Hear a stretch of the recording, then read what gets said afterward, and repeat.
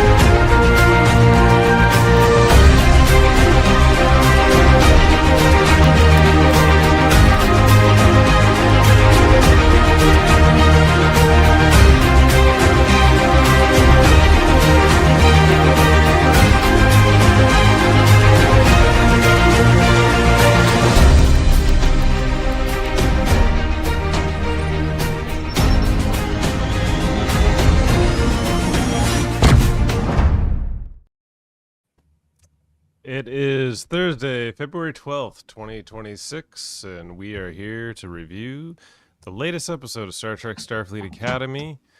Come, let's away. Come, let's away. Come, let's away with me, you guys.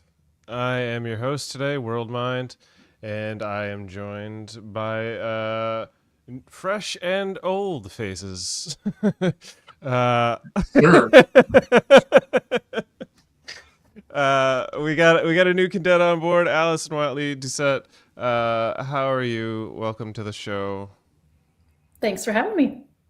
And a class act, and always coming in with a stern eye and freshly viewed episode of Starfleet Academy, our own Adam Woodward. Hello, Adam. How are you today? Hey, Worldmind. And Allison, welcome. Blown away. Fresh out like the airlock, Adam is blown away. Holy cow. Let's get into this because it was so good. It was an action-packed episode. Well, it's true. So brief descriptor. Sure. Oh, we also got Sam in the chat. Hey, Sam. Welcome to Degrassi in space. No, you know Sam, no. It's well beyond that. I think we've ripped off the YA Band-Aid that have been in the past few episodes of this series, the first 5, and that's what it's felt Almost like nudity. That's something different for Star Trek. and we came in with a shocking intro for Star Trek, and usually it's off scene, but yeah, we get that surprise intro. So yeah, brief thoughts on it before we break down the screenshots. This is probably the best episode of the season so far, in my opinion, and I'm looking forward to talking about it with you guys. Allison, what is your brief thoughts on this episode? I agree as well. Like, there's been some ups and downs, as you said earlier, that through the season, and this is kind of fully engaging into that action-packed session, right? Mm-hmm. Adam, do you got any thoughts, or you just want to break this in? No, I do have thoughts. Like, I didn't mind 1, 2, 3. Didn't mind them. Mm-hmm. 4 was great. It was a good episode, really well written. Love that storytelling about Caden's family. I thought it was amazing. Last week, you weren't here, Chris. Disaster. That was probably the worst Star Trek I've seen in years. And that was even worse than some of the Changing the World season 3 shows. But this, we have a new bad guy. We have the ending. Did you watch the credits at the end? Was there post-credit scene? No. Just the credits. They had the clicking of those anyway. Yes, they did have with the clicking, flesh-eating sounds. It sounded like this. Like, first of all, okay, we have to talk. Paul Giamatti, amazing. Excellent actor. Just eats up every scene. He is devouring this role. Absolutely. Well, the interactions between him and Holly Hunter are just, this episode in particular, where it was super intense. I liked the reserve that Holly Hunter had, like when they're in the room and they're all by themselves, and she's being very quiet and he's dominating. But I felt like her performance was equally as stoic, I suppose. She wasn't the casual lounging on seats. Like you could see her on edge and panicky almost. Like, I mean, that ending scene when he's like laying it out, just intense. Absolutely. Yeah, no, she had the boots on, and we're going to strap our boots on as we break into the screenshots of this episode. So, we get our standard CBS Studios production this time, not written in crayon like it was in the last episode. Let's just forget that episode exists. Listen, it was a little testing ground. Real brief. That last episode, it was an awkward start, but it was a strong finish, and I recommend giving it a second watch, Adam, because it was pretty emotional, just the same. I cursed you last week. I don't know if you watched, but I cursed you because you said it's going to get better from here on out after episode 3, and 4 was great. 5, no. Anyway, let's forget about that one. Let's move on to this one. Episode 6 is standing the test of time. So, and I'm going to say this first 1 minute and 12 seconds, you guys read in my chat. I thought, oh boy, here we go. Yeah, Adam was not a fan of this opening. You get our first on-screen sex scene, I guess you could say, in Star Trek. We get Caleb and what's her name again? Oh, jeez. Here. Oh my gosh, I'll get all the names right. Tarima. Thank you. Tarima, that's right. Yes. Oh, Allison, you're hired. We like you now. On the ball. Yeah, so Caleb and Tarima are basically, having that good old-fashioned in their early 20s connection. It was a bit surprising to see this go down, but it's the base of what'll be the climactic end of this episode. These two, in their coitus, ultimately get a bit of a psychic connection going on. Caleb is brought into the cabbage world of Tarima. I thought they were like kind of flowers, but okay. Yeah, I think they're like chamomile flowers or something. I don't know. Where's Heather when we need her? She'd tell us. Yeah, she would know.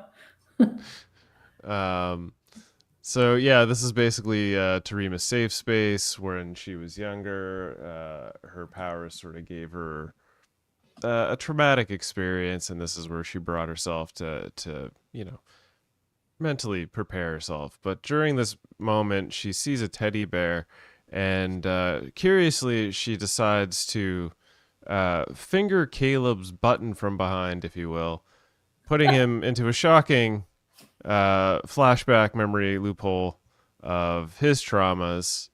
But yeah, she just kind of slipped it back in there, hit his button, and he recoiled and was shocked and proceeded to call her words like freak and stuff like that.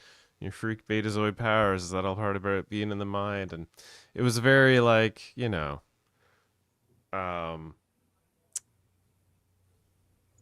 guess you could say it felt like a scene about consent in a bit of a subtle way, or not so subtle way.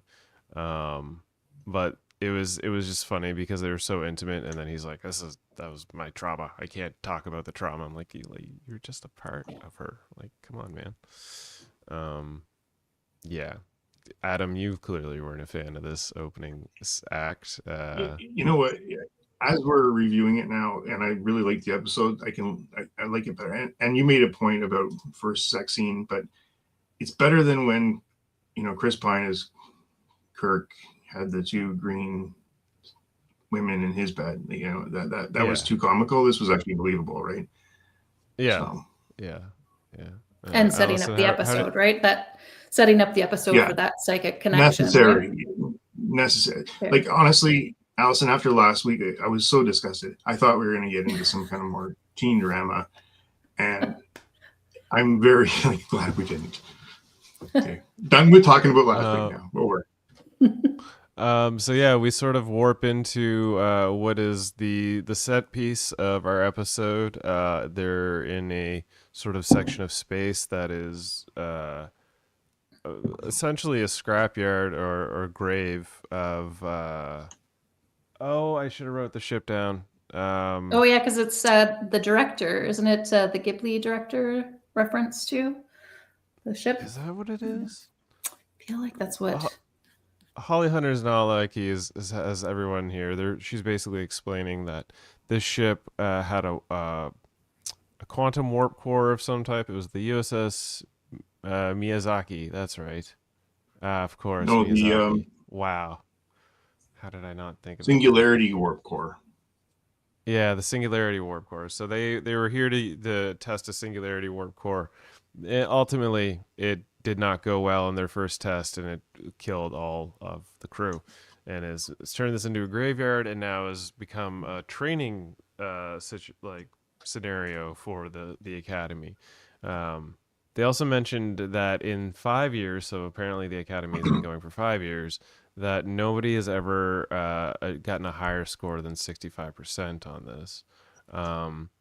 This episode's a strong intro to, I would say, it sort of gives Chancellor Aki and, the Chancellor of the War Academy, his more balanced performance. It made him seem like more like, oh, I see why this guy's in this position, because in the previous episodes he was more silly and seemed half-handed, but this is like, oh, this is what he's about. He's about making sure everyone does it safely and as a team and all that stuff. And he starts breaking down that there are multiple teams. There's going to be like Team A and Team B, where Team A is going to be on the away mission. They're going to go to the ship. They're going to activate the core, or at least attempt to, and Team B is going to be behind,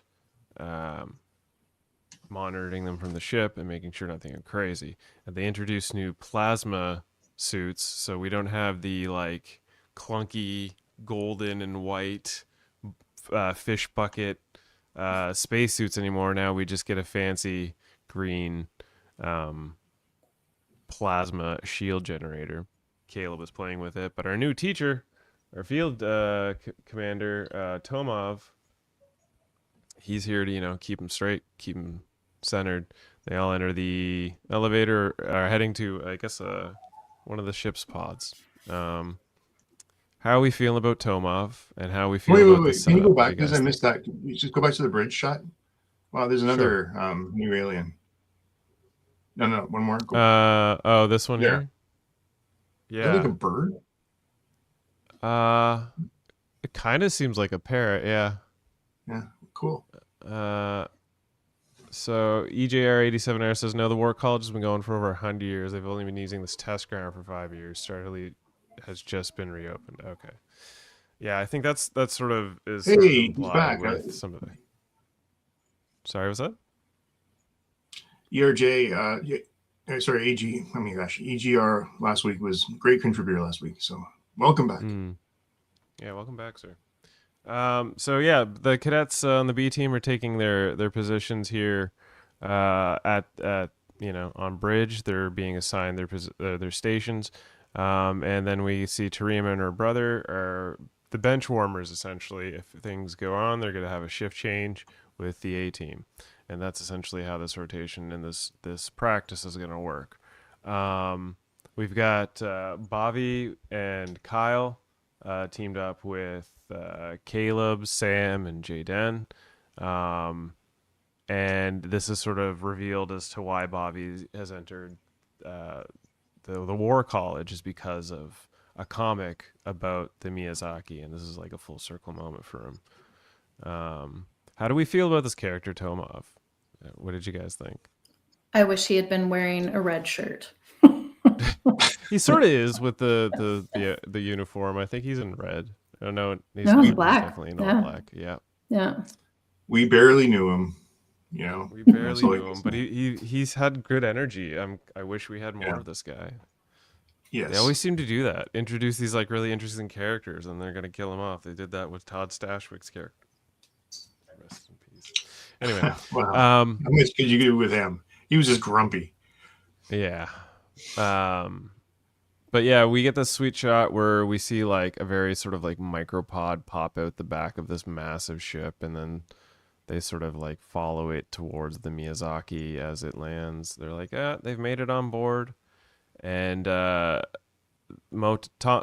is saying, you know, I bet 6 months of shore leave that you want to get this done in like 60 minutes. And of course, Caleb 2 minutes blows the dust off. Oh, was it 2 minutes? He said, I thought 2 he said minutes, 60 yeah. seconds or something like that.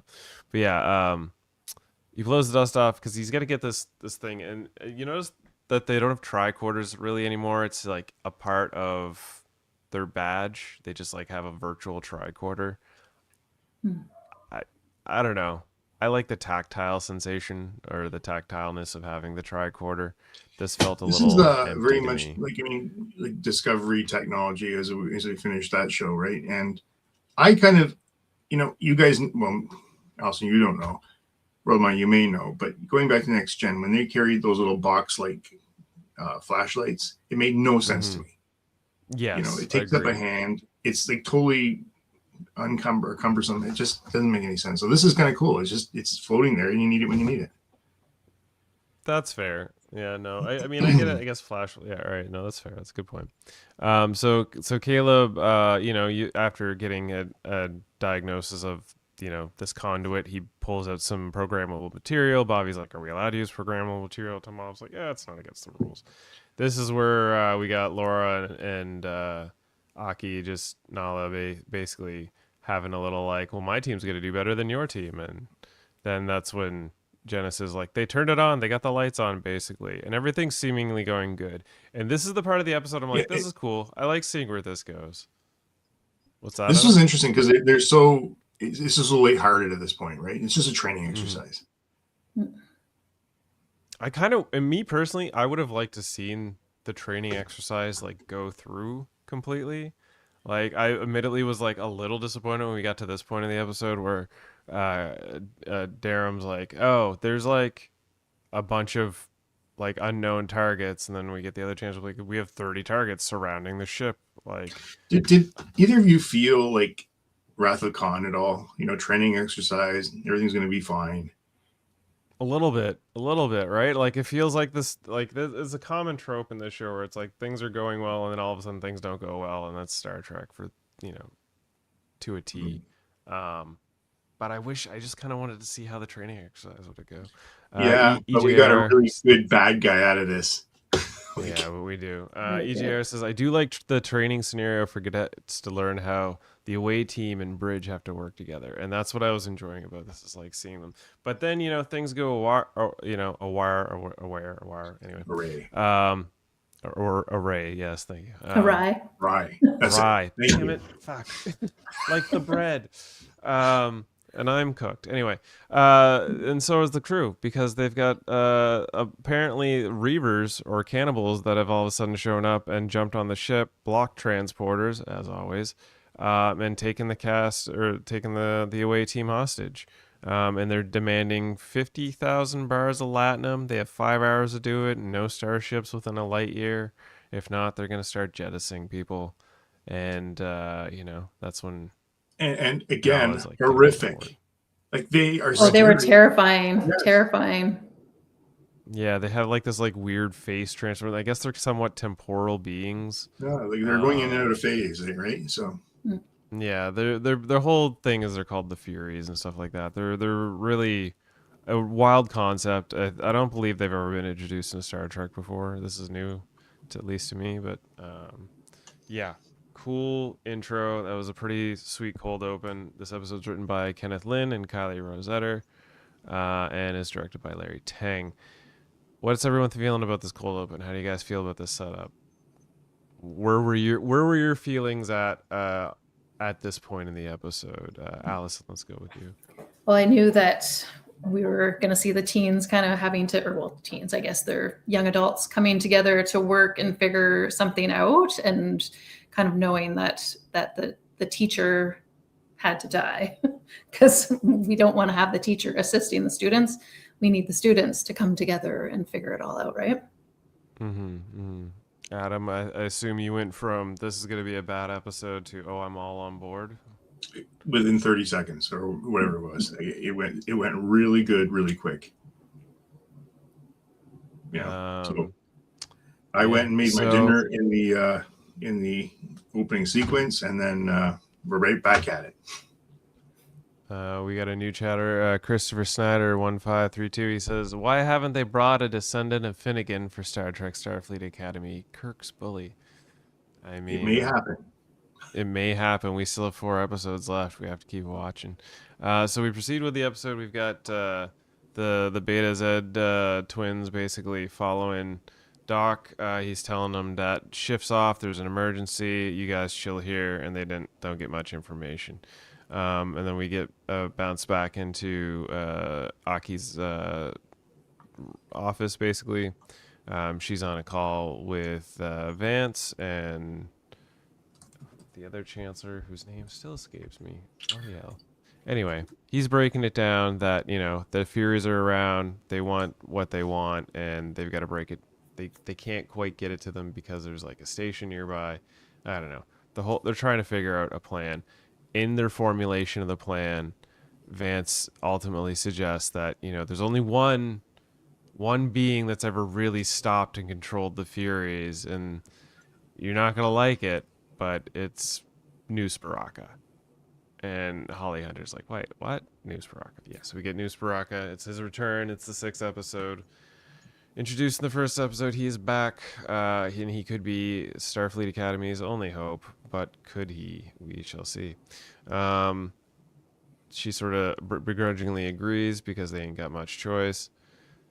Then we get snapped back to the Furies, so we get this sort of A-B plot with the AOA team and the bridge crew, and this is a fast-paced, dramatic episode. It's a lot of fun. We're getting the Furies dragging the crew, or the AOA team, to an airlock because they want to make a message. Tomov gives like a hand signal that we're going to do an attack. Bobby, recognizes this. Caleb also, I don't know if he entirely recognizes this or he's just playing along because he's gotten himself out of a few prison breaks himself. And yeah, we're falling through. Bobby, does the old jump back push, breaks it up, and we get the shakiest camera fight I wasn't a fan of. I was like, why can't the cameraman just hold the camera steady? Like, I know it's stage fighting and all that, and we gotta mask it, but it irritated me. I wasn't a fan of the fight, but that's just me.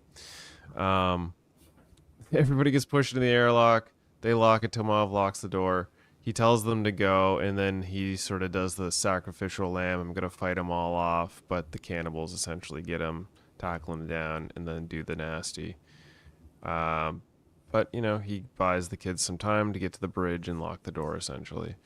Kyle's hurt, and Jaden's like, this could leave a scar, and Kyle's like, but a warrior's got to have a few scars. He's like, you are truly a Klingon warrior, and gives him a big smile. These two are adorable. They really truly are. It's adorable watching these two interact. Christopher Snyder says, why am I the first person to give this video a like?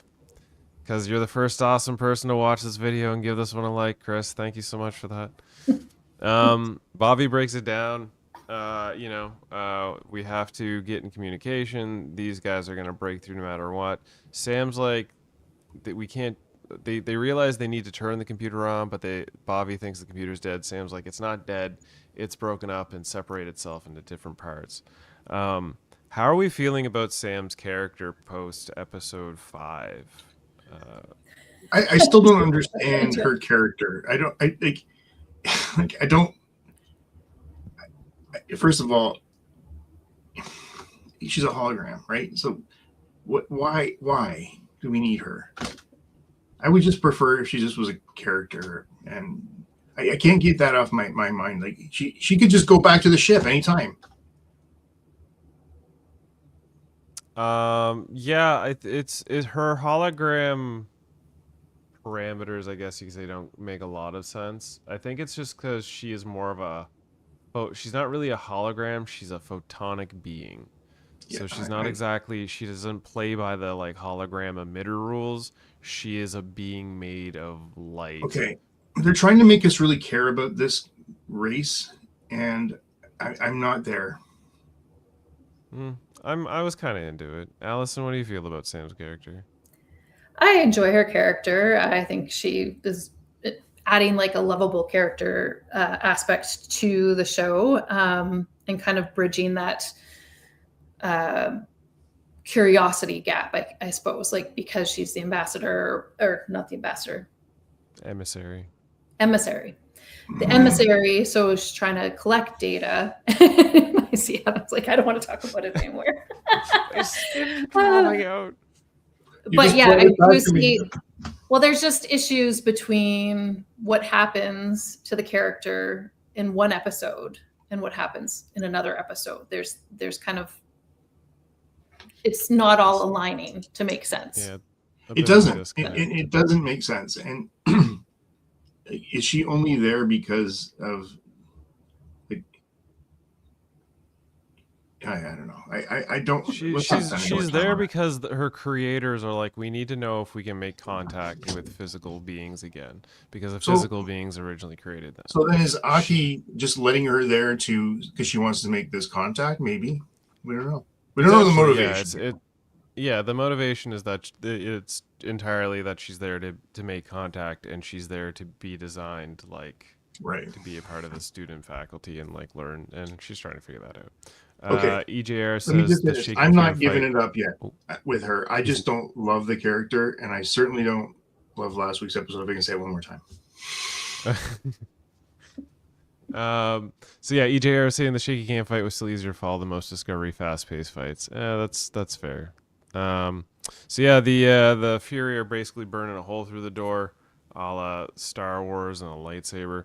We've got, Nahla full boots, and they welcome Nusparaka onto the ship at pointed guns, but he's like, take me to the room. Let's talk business. He's getting all the wines, all the fancy drinks that the replicator can make. Tequila. The tequilas, yeah. He's just having a great time. He's eating it up. He's just enjoying these lines. Vance is seeming a little too like, oh, he's working with us, like he's gonna do what we ask, and Nusparaka's like, you're an easy play. But he also says if it was my way, I'd kill you in a second, essentially. Yeah, in a smiling manner. But yeah, you get this whole scene where Noose is sort of like, oh, they're with the Furies, they're basically dead. These guys are cannibals. They don't even enjoy being Furies. They're, what was the line you wrote there? It was sphincter puckering. Hold on here. I'll get it for you. Yeah. He had some great lines. It was a great line. Ball clenching, sphincter puckering pain. Yeah. He's basically talking to like Nahla, being like, you should have contacted me, we could have had a good times. So while he's getting, you could say, debriefed, these guys are still trying to figure out. Genesis noticed there's a debris displacement, and it could mean there was like the head hive ship of the Furies. They could, weed them out, and we might have an upper hand. That's when Laura's like, okay, I'm gonna pilot it, but you're gonna be my eyes. We'll like pilot a little probe that'll go subspace. They won't notice us. So they go back to the Miyazaki. They've gotten the computers back online. Subroutine's processing, but it can't decide if it's in the middle of a battle and what's the status of its old crew. So they decide to give it the comic book, a Miyazaki comic book, or at least data of it, so it can sort of chat GPT summarize everything that's happened to it and be like, oh, my crew is dead. Oh, you guys are my new crew. Okay, I'll listen to you. So this was a Bobby thing. He liked this comic and carried it, I guess, with him as well. So yeah. I mean, some sort of digital form. While this is all happening, Tarima basically gets into contact with Caleb through her psychic connection, and he's like, they sort of have this like pause time talk thing. She's realizing that they're all freaked out in pain, and she's like, I've gotten contact with them. They don't know what to do. They're freaking out. Go back to Chancellor Arky's office. We got Noose Baraka playing with the NX-01 model, which is like nice callback. But how dare you, sir, hold that ship? And you get this sort of the way he plays his character. It's like he's an absolute ass. But then in this scene, he sort of plays it like a misunderstood ass. It's like, you guys don't understand. I've been out here trying to like provide things, and you give dilithium. All these people are going around my route. You know, I'm just trying to be out here. And I think he also has this sort of like speech about how Nahla lost a son, and isn't it, you know, funny? She's in this position in her life where she's trying to save, you know, more kids, but by not saving her son, she saved, you know, a team. She chose her Starfleet command over her son that died. But this time, you know, she could choose the son that she doesn't have. Yeah. There's a lot that goes on in this episode. What are we feeling? How are we feeling about this point? Like, do you guys have any like comments or thoughts about like how this episode has progressed? I think with that discussion between the two, talking about who is right and who is wrong, right? So if we're following certain rules, are those rules put in place to benefit some but not others? And I think as a businessman, he's trying to say that he wants to be able to do things the way he wants to, no matter the cost, and kind of pointing out that Nahla had to make that difficult decision to choose her team, like, and that came up a few times, right? Like the quote, the Spock quote, the needs of the many outweigh the needs of the few. So Yeah. kind of thinking about the whole rather than each individual, right? Yeah. And he's also referring like his disdain of the Federation, you know, and that one of the last quotes for him was a special strain of bureaucratic chlamydia. Again, Yeah, like just like what a great description. Like the writers must have had such great time writing his character because he delivers the lines so perfect. There was another great line, you know, hills are alive with the sound of murder. Yeah. Sound of Music reference. So in that sort of tete-a-tete between Nahla and Noose, he sort of like lets it slip, and she thinks she found a way, but she's called to the bridge because Tarima has the idea of getting in contact with everyone, but she basically needs to be put into like a medically induced coma so that she can fully use her powers or whatever. While they're talking about this, it is revealed in this scenario that, you know, her backstory isn't totally what it is, and it's been her brother's like it's not what it sounds like. Ultimately, what happened was her psychic power got too powerful when she got emotional as a kid, and that's what caused her father's deafness, and it like ruptured his hearing, which caused him to be deaf and stuff. Which I was like, okay, that's a decent explanation. And that sort of like gives them the like the pause to be like, okay, we can probably work with this plan. Can you bring up the last two comments there? They're kind of good as well. So EJR says Sam's character is a basic character that all modern TV shows have now, the happy bubbly character. Fair enough. And then he also follows levity. Up. Yeah, levity. When Noose said the captain chose her Starfleet command over saving her son, virtually all the captains we have met would make that same decision. But is it like taking it as a mother too, right? Like you're kind of twisting that, like you chose your team over your own child. And it seems to be almost more nefarious because she's a mother. Yeah. Even though it's pretty bad either way. But choosing Starfleet over family, how dare you? Choices. So yeah, these two sort of say, okay, let's follow up with the command. This is when I really should pull up his name. This is getting to bug me. The work chancellor. Of course, The War Chancellor basically pulls out the schematics of the Miyazaki and talks about doing a Firefly command that could basically do like a small power surge from all the systems and then start up the quantum energy or quantum engine, whatever it's called. Singularity. Singularity engine, thank you.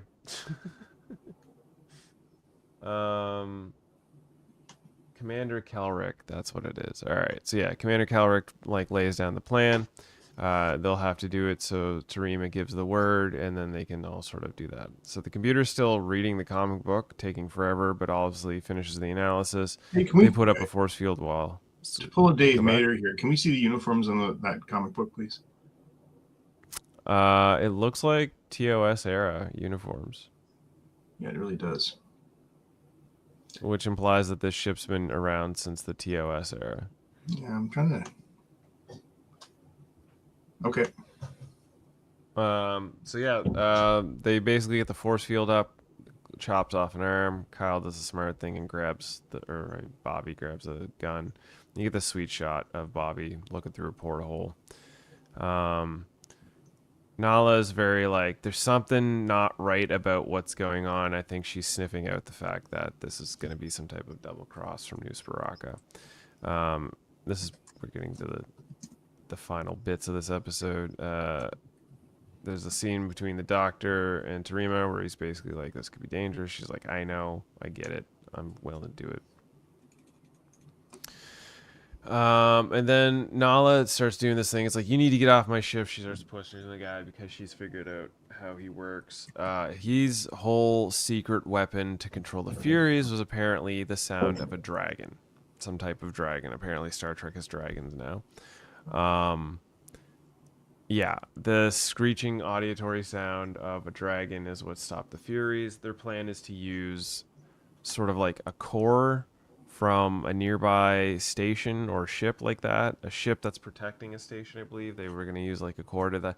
To me, I was like, why don't they just plug into the sound system and play the audio bit if it's that bad? They need to like amplify it with, warp core stuff. That's generally the plan here. So they proceed to follow through with this while Laura Talk is navigating the probe to find the Furies. And this all sort of happens in rapid succession. You've got Tarima doing the psychic adventure, the bridge crew trying to survive from having their door kicked in, and or the away team having their door kicked in, and the bridge crew trying to like delegate New Sparaka's like craziness. Then Tarima's like, hey, go ahead. Yeah. I've got to say, the Tarima character tonight, she had a real job, and and I think that finally showed her strength rather than just the girlfriend, and she did very well tonight. I think she played that role well. Agreed. Yeah. This was basically her Jean Grey becoming a Phoenix moment. Caleb's managed to get the computer like connected, and he's like, show me the schematic, or show me the remote view of the engineering, because he's got to implement the Firefly program. They find the debris. They start taking out the ship. This is when Jaden confronts Caleb, and he's like, you and Tarima? And he's like, yes, this is exactly how I wanted to tell you. It's like, okay, guy. Tarima's under like sedation. They kick up the Firefly program. They find them in the debris and they start attacking. It all just sort of like compiles together. You get these sweet outside ship shots where they're looking at the Miyazaki. They think they found it. And then it sort of like decloaks and you get like New Sparaka's weird origami ship. Yeah, then you get the classic Star Trek battle. While this is happening, Durham's trying to like decipher a code from New Sparaka to the Furies that basically says they took the bait, bon appetit, and that's when Nahla is like, all right, give the command, all fire, fire everything we got. They do the Signarly drive, and then while this is all happening, things start to kind of go to shit. It looks like they're gonna win the day. But then the Furies break through, and it becomes a battle. It looks like everyone's getting like cornered. Kyle and Jaden are trying to fight him off. Sam even gets shot, and her photogenic outside somehow is This was damaged. interesting to me because it did show that she can be damaged, and to your point, she's just not a hologram. Yeah, but well, in the previous episodes where they did the games, didn't shots go through her? yeah, she just like turned it off and became, not corporeal. Like, was it not porous? It was. They'd had a term for it. Yeah, that's a good point. I guess in that moment she forgot to turn it off or whatever. See, Sam, they can just do what they want with her, and it doesn't matter. It's just... Yeah, And that's it. That's the ambiguity of like it's this episode we have to do it this way, but this episode we'll do it that way. We jump back to drive the story forward. Okay. By the way, I'm playing the Dave Mater role tonight. I love the medical. The medic uniform looks very slick. Yeah, great. The uniforms are deadly. Like absolutely best uniforms, I think. We jump back. They looked good in Discovery. They did look good in Discovery, but this, like with the black stripe down it, I think it just sets it off. It's fantastic. Yeah, it looks real crisp. Tarima's having a freak out. In this show, we don't know. We haven't seen a medical crew. We don't have a doctor. Interesting. We got the doctor. What do you mean? Oh, that doctor, right? Yes. Where the hell is he? He's here. He's doing the job. He's been handling this whole Tarima thing. Oh, I thought we were doing this guy. That's his. Yeah, this guy is clearly a nurse. This is the doctor's hand because Tarima has ripped out her inhibitor because she knows that the away team isn't going to survive if she doesn't go full Phoenix powers here. And in this moment, Bobby gets shot through the chest and bleeds red blood. What? I think it was the phaser. Oh, it was the phaser. That makes sense because I was thinking the same thing. It didn't make any sense because they do have it on his face afterwards that it's green. It is in his face. It is green, but this, like when I was going through the screenshots, this blood is very CGI red. They didn't really change the color. It's not blood. It's the phaser color. I'm sorry, but that mist behind him right here, that is blood, sir. What blood? Hey, okay, fair enough. Oh, the mist. I gotcha. Yeah. The giant cloud of blood exiting from the. All right. Somebody forgot to color that green, and somebody didn't do their job great. Would have been a good fix. But this is the end of Bobby, our one and only Vulcan on the show so far. Tarima sees this and she loses it, and Caleb's like, what's gonna happen? She's like, you're not gonna like me when I do this. He's like, what do you mean? What are you gonna do? And then she just starts screaming in his face, and that becomes a psychic shockwave. They don't quite explain the origins of or how this works, but it goes and just blows up all the Furies' heads and breaks their necks and kills them all. And Bobby's dead, and Kyle cries, and then they're all teleported because they got the teleporter back on. So we went from everybody's happy on the bridge and betting over whether they can turn the power on to complete devastation, 2 deaths. 2 deaths, yep. An amputation with an arm, heads cannibalized and thrown out the airlock. Fantastic. This went just great. They went full Empire Strikes Back, and this was the sad ending. We get the breakdown from Vance being like, we were played. He was working with the Furies all along. This was to get us away from our super high-tech super secret sauce Starfleet project station that was nearby. He just pulled us away so we could go get that whatever's in there. And now this has made Noose Baraka the most wanted man in all of the galaxy, because he essentially has, we'll just say, some sort of intergalactic nuke. But again, within that defeat, you don't feel the anger towards him just yet.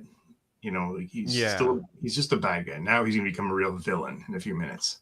Yeah, we get the unknown call And during all this, we, get a sort of a ceremony of Bobby being curtained away. Final call for him. Sam's looking stoic and broken in the chair. She's being repaired. Will this be a change of the bubbly character of Sam? Maybe. And Oh, wait, no. Her bosses will not will not trust humans now. They put her in the line of fire. Oh yeah, she was in the line of fire and she become back damaged and oh no. And then in critical condition, comatose condition is Tarima. She's now in a coma.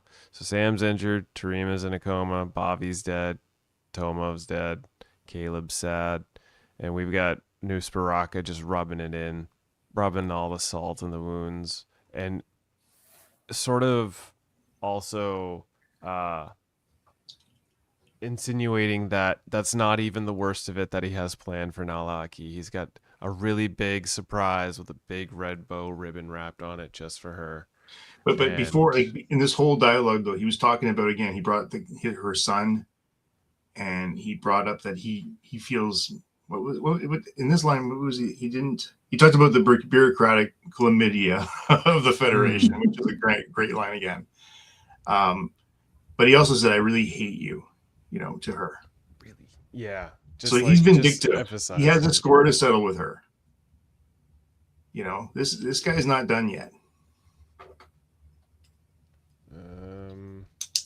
It's a beautiful dynamic. I love it. I'm here for it. These two are captivating. You're getting their money's worth out of these Academy Award-winning actors. And then you just sort of, they pulled, in the first episode with him, I think they had a lot more stuff on his face and or maybe it was the helmet he was wearing or something, but you can see more of the Paul Giamatti in this role tonight, and and how he delivers lines and is he's great to watch. Yeah, superb episode that ends with a sort of somber, quiet ending. Will our character survive? That pretty much does it for the screenshots. But that ending though, from that and then into the credits, with just the noise of the clicking and the eating of those Fury was amazing. Furies, yeah, the Fury sound at the end. It was very creepy. Let's pull up the scores. So I got a vibe we haven't had a real great villain in Star Trek since probably, I don't know, Borg. All the small, just Discovery, no. Picard, no. Yeah, we haven't had. I mean, I feel like, the Borg and species 768, whatever, from Voyager. EJR just brought up another great comment.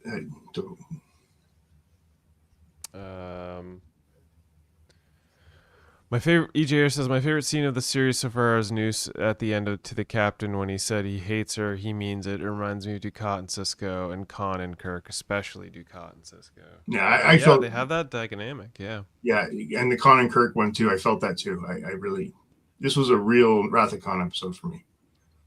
And we got one more. Christopher Snyder 1532 says, "Whoops! Almost forgot to subscribe. Diverted an interstellar crisis there."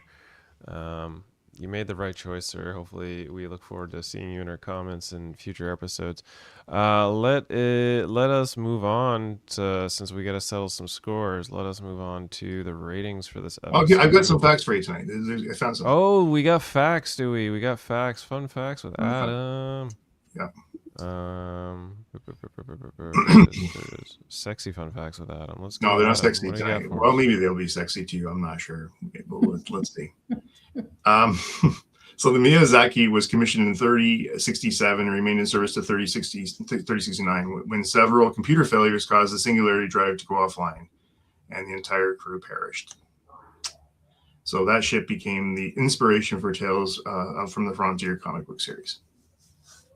It was a Constitution class, but this is way after original series. Especially with the Singularity drive. Yeah, well, I mean, I guess it kind of lines up with, because it feels like some secret engine tech that Discovery had, where they had the The Spore. the mycelium Yeah. spore drive. They were still technically TOS era ships, so like this kind of aligns with the whole like we're trying wacky drives. Let's see what this one does, and they're like, oh, let's go try me. Oh, yeah, let's not try that drive. Let's what else we got? To that point, the plasma shield force field protection worn by the mission away team is reminiscent of the life support belts worn in the animated series crew. Now, I have never and will never watch the animated series, so okay, interesting. Apparently, you're missing the Salat episodes. Of like one of the greatest episodes ever. All right, maybe I'll watch it someday. It's going to take something really big to get me to watch that. Now, apparently, that crew member I called it was actually a Zindi insectoid wearing a gold Starfleet uniform, who's working on next to Durham on the Athena Bridge. Okay. Wow, the Zindi have joined Starfleet. Huh. Only took 1,000 years.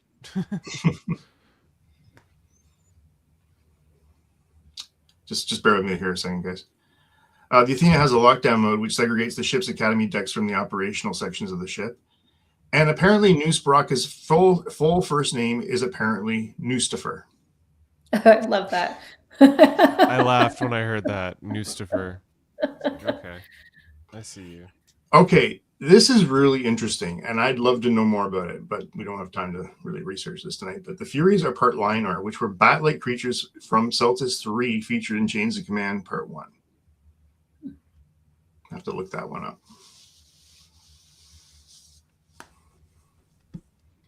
They say here, we get another look at the Teddy Ruxpin of Terror, which is Caleb's bear, toy bear from when he was a kid. Mm. According to Baraka, the Lanthanite language does not include finality words like end or done. Okay, interesting. And I think that's where I'll wrap it, guys. And your finality is done with the fun, sexy facts with Adam. Let's move on to settle our scores with this week's episode ratings. We will begin with Cadet Allison. What would you give this score for this episode? I would give it an 8 for sure. The action was really great. There was a few holes of like with Sam being shot that confused me, and then also the psychic connection. How did the sound kill the Furies and the scream killed the Furies, but didn't affect? Because she made her dad deaf, but she didn't make the other Starfleet guys. Like nothing happened to them. So there's a few holes in the stories that made me go, huh? And then the blood as well, the red blood. Yeah. But overall, action-packed, super good, super great dynamic. The bad guy is really, really going to be great. And before we move on to Adam, just real quick, do you think you could give us your scores for the first 5 episodes? Oh God, I'll have to do. I'll get back to you. Okay, certainly we'll get back to you. All right, Adam. Anything more than a 4 for last week's, you're not coming back.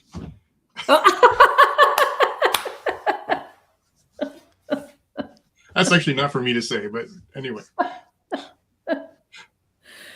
Noted. Worldmind, I'm giving this a 9. This was a fantastic episode, and I hope it sets the tone for the rest of the. How many we have left? 4, 3, no, 7, 8, 9, 10. 4 more. All right, so big 9. By the way, EGR agrees with me with a 9. He said 9. Or comments. EGR dropping in with a 9 as well. Chris and Sam, if you're still here, let us know your scores for this episode. Let's see. I'm gonna give this episode. Yeah, I'm in the high 8s. Yeah, I'm going with an 8.5 on this episode. It was strong. It had a lot of notes. That it came in with like a strong ending. The ending was quick, and it was sort of like yada yada a little in certain aspects. Like you said, there was some loop. I disagree with you. I think that talk with Noose and Aki was just fantastic. Like, it was a great setup. Like, Yeah, I think a the lot of that was holes in good. the end of it was all the people dying. We were kind of like, who died? Yeah, But like who did he kill? That was kind of yeah. glossed over. I'm hoping maybe that they're gonna revisit some of the stuff in the next episode, and we'll maybe get some holes filled. IMDb has a very high rating right now, 7.3. 7.3 from IMDb. And just so you know, Adam, I had to rewatch Series Acclamation Mill today, and I decided to bump my score up from 5 to 6. So yeah, Okay, that's pretty good. Did Dave give us a score? He did. He's only 7.5. I'd love to know why. 7.5 from him.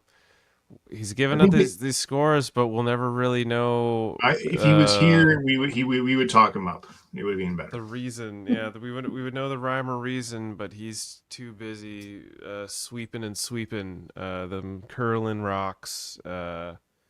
Hopefully, Team Mater get the dub over at the curling edition there. So if you guys are watching this, hopefully it went well for you, and hopefully we get Dave back on the show and we get to hear his thoughts about this episode, because that's why everybody tunes in to Live Long and Podcasts, because they want to hear Dave Mater's thoughts, not Sally crew. Oh, come on. Like, I appreciate Dave like you wouldn't believe. He's the captain. However, we are good too. We're good too. No, it's true. We're good too. And with that, I think we'll call it a day. Any final thoughts about this episode and hopes and or dreams for Starfleet Academy, Allison?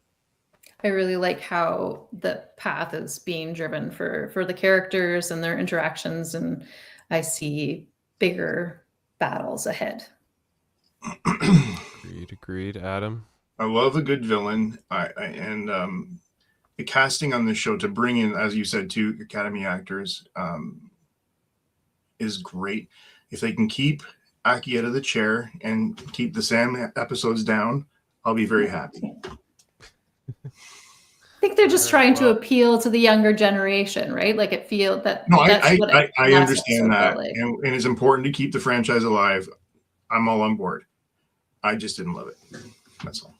And it's all about me, honestly. So I'm kidding. I'm totally kidding on that. This is on track for what I believed this show to be and what it'll become. I think we're going to get more episodes in this tone. I believe we've gotten a lot of the cringy youth stuff, that Band-Aids are being ripped off, and it's leading more into the tones of Star Trek that I think we all enjoy. I really hope so, and I would love to know what also Jody has to say about this one, and Ashley and Kevin. Like this was all these. Anyway, we need everybody in here to talk about this. We may have to organize a group roundup of the show and just sort of get everyone's overall thoughts. And Heather, I don't think has watched one yet. I'm not sure where she's watched a couple. We were chatting about it, but I'm not sure she's watched more than a couple. Wow. She needs to catch up because she's going to enjoy this one, I think. And hopefully you guys have enjoyed this episode of Live Long and Podcast. We've got more stuff for you guys to review and sit back and enjoy. I believe we're coming up with, is this the next episode of TNG? No, that's For All Mankind. You guys have done that one. Yeah, that season 5 is starting on March 27th. Is it Tin Man? Is that the next episode that's coming up for TNG? We did Tin Man on Monday. All right, so you guys just did Tin Man, and then recently, actually as of today, there was a Captain's Yacht interview with producer, executive producer, writer, and head writer of Star Trek Prodigy, Aaron Whately. It was a great interview. Dave and Jessica sat down with Aaron for an hour. Sorry, we didn't do Tin Man yet. We couldn't do it. Yeah, that's what I thought. I think Tin Man's supposed to be coming up. Sorry, I watched it. You watched it, but they didn't talk about it yet. But they're going to talk about TNG Tin Man this coming Monday. And then, go check out the Aaron Whately interview. And we'll be back next Thursday for Starfleet Academy, Episode 7. Do we have the title of that episode at all at hand? Maybe not. Probably not. I'm not seeing it. I'm not gonna let that air happen on my No, time. well, it hasn't got a name yet. We haven't got the name yet, but you'll find out. All you got to do is subscribe, and we'll be back with more awesome reviews. Thank you again, Allison, for coming in to hang out with us. Thank you again, Thanks for Adam. having me. Let's leave out with this butt-puckering soundbite and call it a night. Here's what you need to get about the Furies. They hate being Furies. Yeah, they're in ball-clenching, sphincter-puckering pain all the time. And the only relief they get is to just spooge it all over other people. Beam up some Star Trek content with Live Long and Podcast. A roundtable movie discussion with Hey, did you see this one? And take a peek into the darkness with Heard Noise, Must Investigate with Michael Chan. Watch us duke it out on trivial debates. And let's chat about TV with the Super Mato Brothers. It's all here on the United Federation of Podcasts.